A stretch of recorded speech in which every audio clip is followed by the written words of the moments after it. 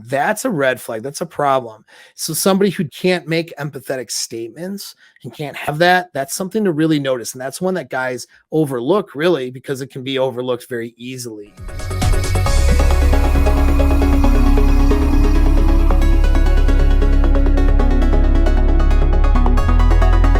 Victim narrative, okay? So they'll tell you and they'll tell you early, oh, my ex was abusive, or all my ex-boyfriends are terrible, or, they won't take ownership for any of it, okay? Listen, you guys who have been through this, you've been through an abusive situation with another person, and it's not your fault. But you know what? It is your responsibility, and there are mistakes that you made and things that you need to own about yourself. And you participate in that relationship, and you need to own that participation, and you need to own that so you can fix these things so you don't do it in the future. All right. That is taking responsibility for your own future and your own situation, but not blaming yourself as a victim, because there was a victimization that occurred. When a BPD chick talks like this, she talks about her past things where maybe it was an abusive situation. She won't talk from a point of I was a participant in this and had to break free from it myself. Like, she won't talk about it from a point of ownership. The whole narrative will be how she is the victim 100% and did nothing wrong ever. All right. And she will then also turn it to you being the savior. So this will hit your hero or savior complex, right? That you might have. If you have a savior complex, you're looking to save Captain Save-A-Ho, right? This will work on you like magic. She will be like, oh, my other boyfriends they were ever so dull. Everything was so bad, but you're so amazing, And again, you in a way, I mean, not to stimulate a complex you might have. Yeah, like in a way, if you're a high value alpha guy who is the potentiality to having a long lasting, awesome relationship with a ride or die chick till you're old, you're one in a few dudes. All right. So not only are you valuable, but when you get with somebody who's a good match for you, you are her savior in a lot of ways. You are saving her from a life of bad dick and bad attachments and or loser beta males or abusive dudes or whatever the hell she might fall into. You really are saving her from a lot of shit. And in some ways, she's saving you from a lot of BS too, right? And so that is there, but that's there in a healthy sort of dynamic. All right. You're not rescuing her from all of the people that victimized her, and she's just this innocent little flower that you needed to go, preserve and put on some sort of pedestal somewhere. She is a participant in her own demise. And if she doesn't talk with some sense of that, and I know women are really compromised when it comes to admitting any sort of fault in anything, and it's to a level of annoying. Okay, a lot of times for some of you guys, but really, even a healthy girl who's normal, but just has that normal. Okay, yes, I don't want to be seen as a bad chimpanzee, so I'm not going to own stuff. All right.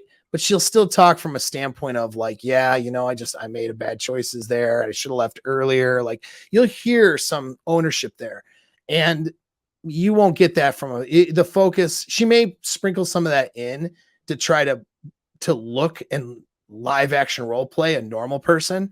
All right. So that's something to be careful of too. But really, the victim and her true core belief is that she's a victim and that she had no control over her situation whatsoever and couldn't have made better choices. All right. And so that's a really big red flag to look out for. And she displays that early, even more of a red flag. Think of it like this. A healthy person wants to put her best foot forward, especially if she sees you as a top tier man. So here's another thing, dude.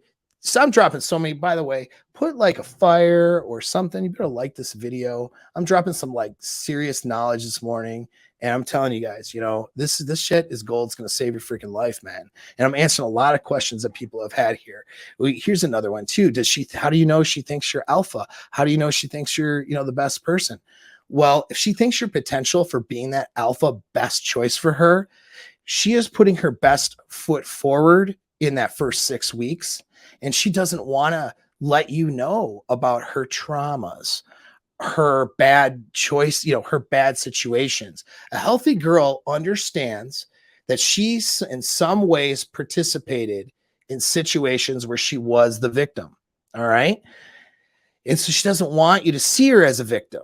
And she doesn't want you to see the bad choices that she's made because she wants to, put her best foot forward and she wants to have good times with you and she wants to learn about you. And that's her focus.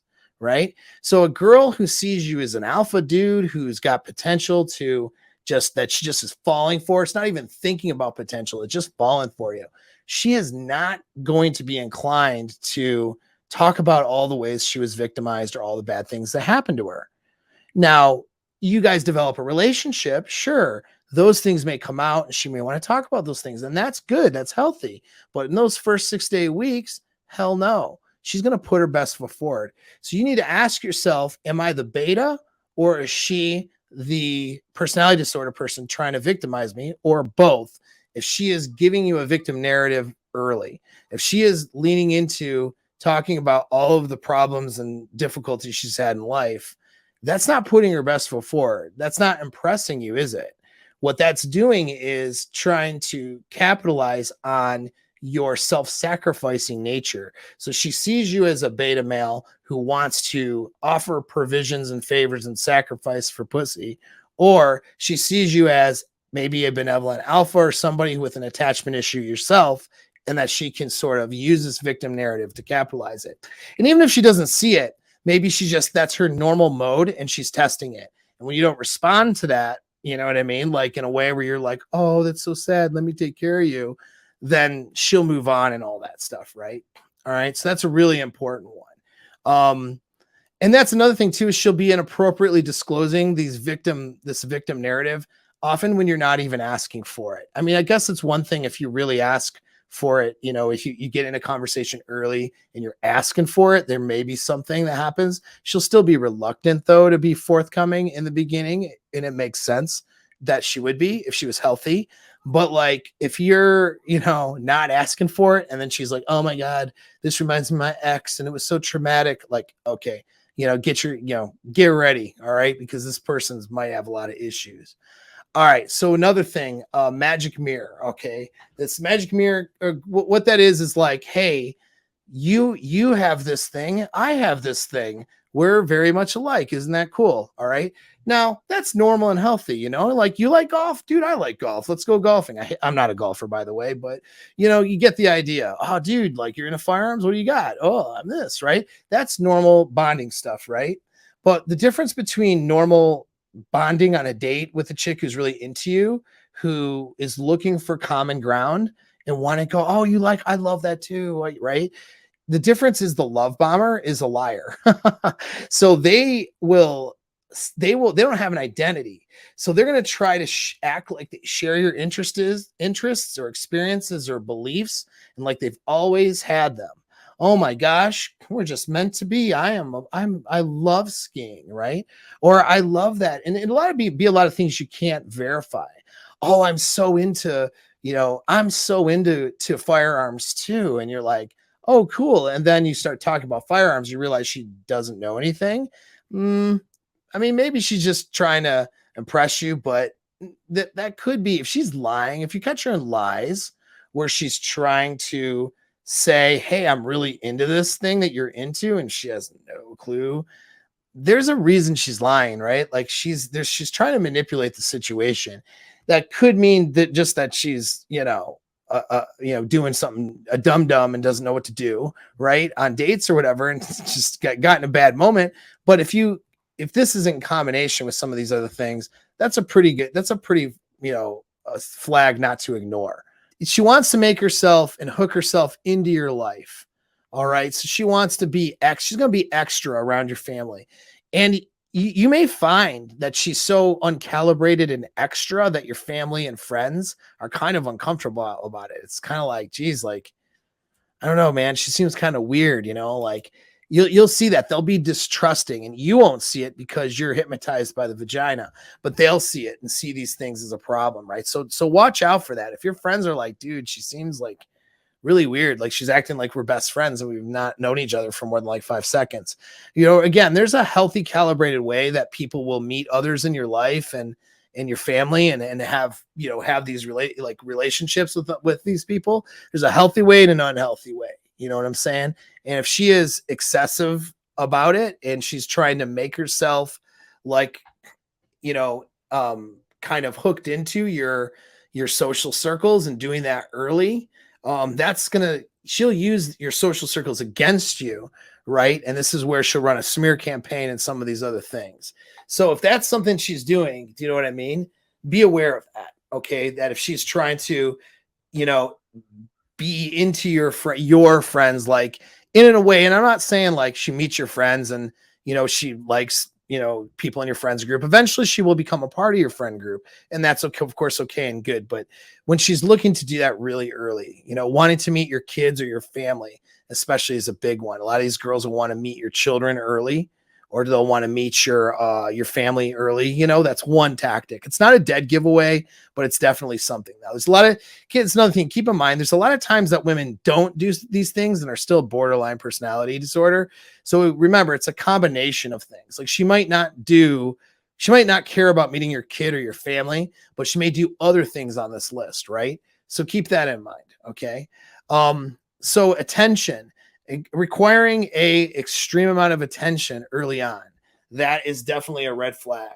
Acting like she can't behave or act, she can't handle being away from you. All right. Those are things. And just being, kind of obsessive over you, texting you all the time, doing the stuff within that first 6 weeks, especially where it's like too much, right? Where it's a lot. And then she will get upset or mad if you don't return that level of attention. So like you're busy at work and she texts you a bunch of repeat text, and then she gets mad at you later. Like she's like, I've been texting you all day. What the hell? And like, you've really been on 3 dates with this girl, like this kind of obsessive behavior. It's a bad sign. All right. And so she'll seem to require this attention and guilt you for not giving her this attention. Like she's a victim. And doing that within the first 6 to 8 weeks, that's not a good sign. All right. And so keep an eye out for that.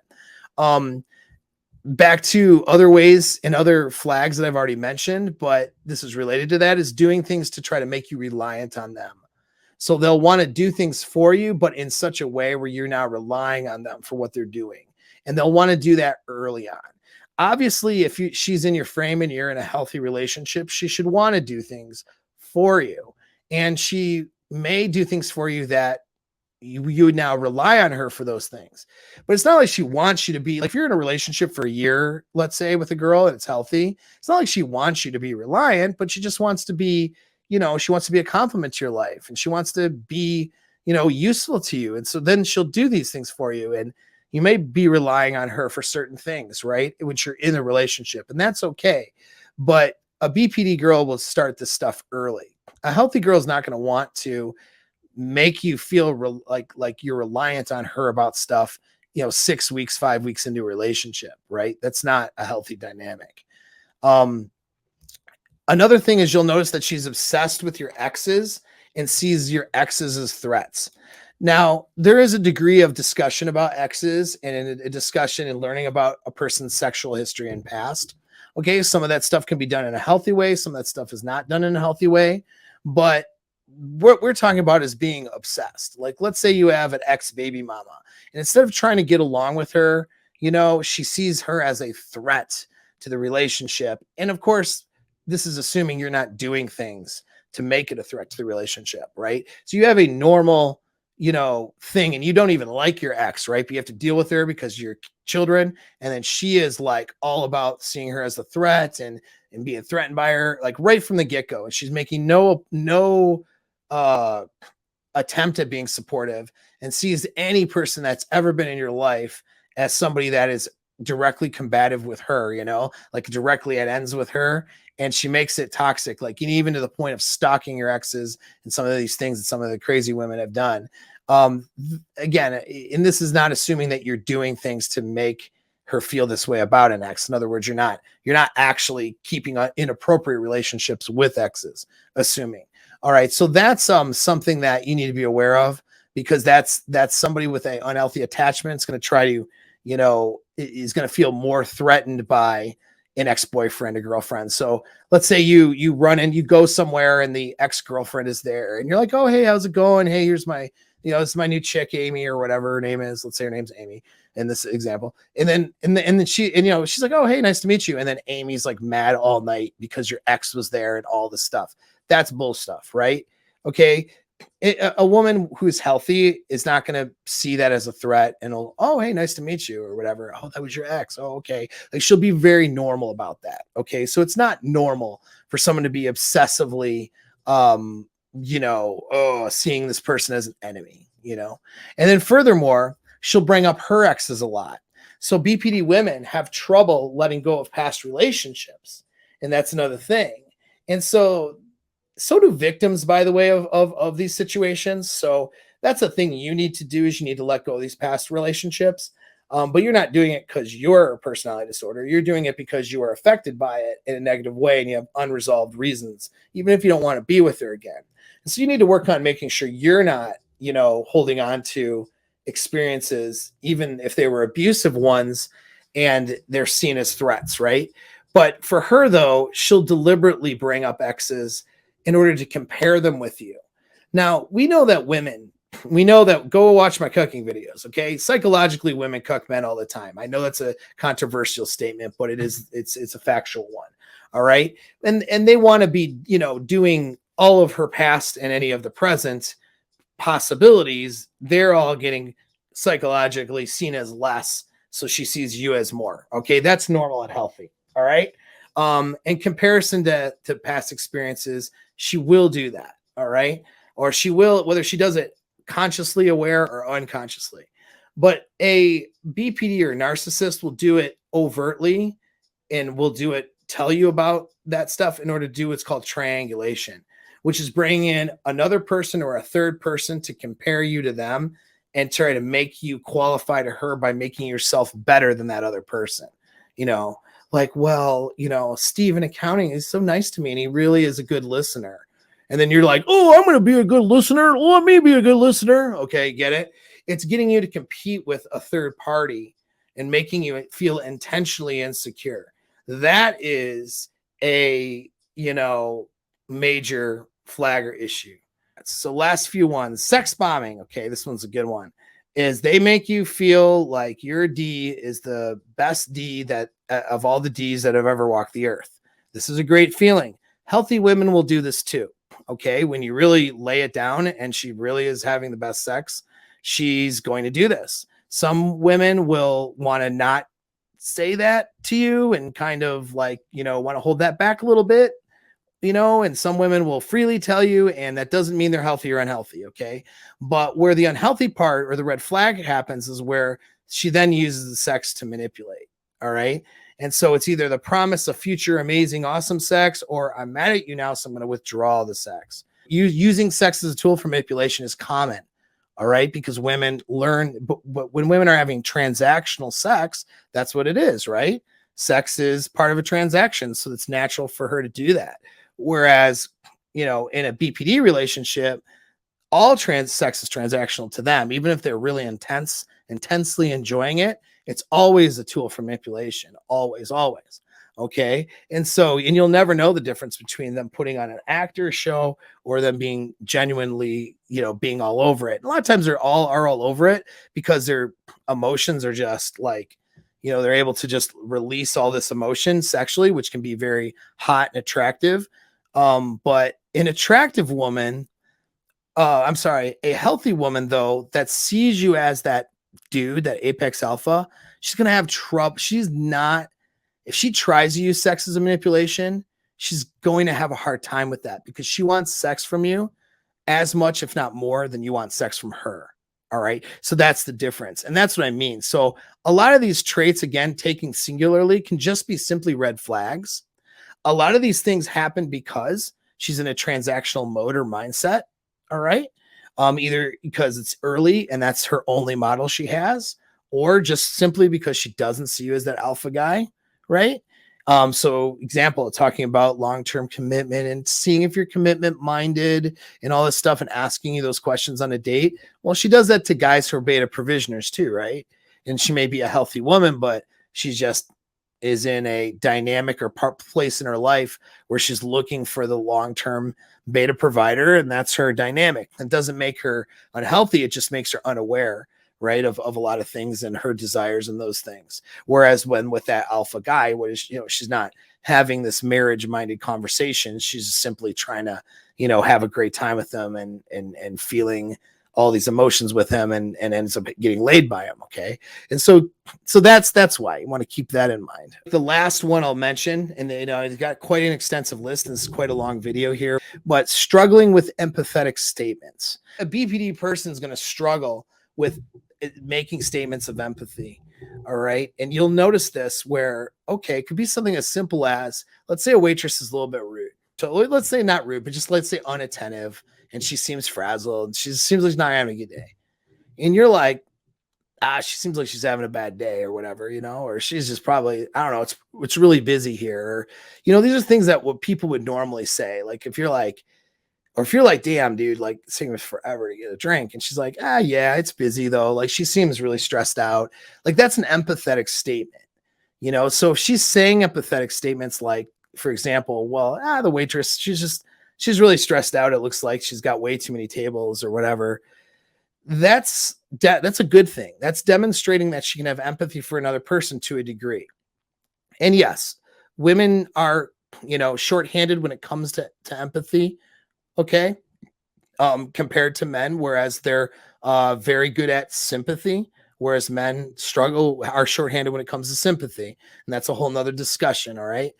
So that can be true. But when it comes to girlfriends and other people in situations like that, you'll be able to see like a girl who has NPD, especially narcissistic personality disorder, but BPD too, especially if they're higher on that spectrum, especially it's like they're broken when it comes to having empathy. They won't be able to look at that waitress who's frazzled and stressed and be able to say, oh, yeah, she's just stressed out. Like we're not going to be so hard on her, kind of a thing. Right.